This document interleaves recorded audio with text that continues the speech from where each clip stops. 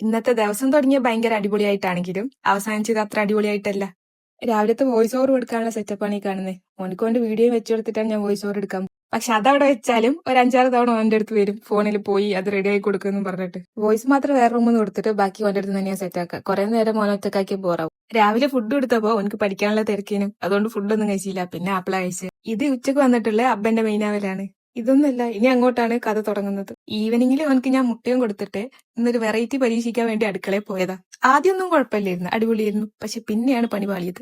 ഇന്ന് വീഡിയോസിലൊക്കെ കണ്ടിട്ട് മുട്ട പപ്സ് ഉണ്ടാക്കാന്ന് വിചാരിച്ചു, സമൂസ ഷീറ്റും കൊണ്ട്.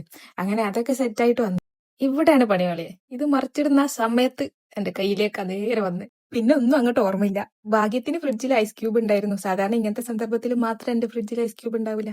കൈ പൊള്ളിയെങ്കിലും ഐറ്റും കുഴപ്പമൊന്നുമില്ലായിരുന്നു, അടിപൊളിയായിരുന്നു. ഇന്നത്തെ നോമ്പറയും കൈ വെള്ളത്തിൽ മുക്കിയിട്ടുള്ളതായിരുന്നു.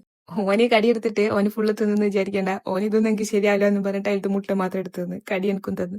കൈ പൊള്ളിയതുകൊണ്ട് ഇന്ന് ഫുഡ് ഉണ്ടാക്കണ്ട, അതുകൊണ്ട് അബ്ബേനോട് ഫുഡ് കൊണ്ടുവരാൻ പറഞ്ഞു. അപ്പം തന്നെ നാളെ കാണാം. പിന്നെ ഇഷ്ടമായ ഫോളോയിലേക്ക് മറക്കല്ലേട്ടാ. ബൈ.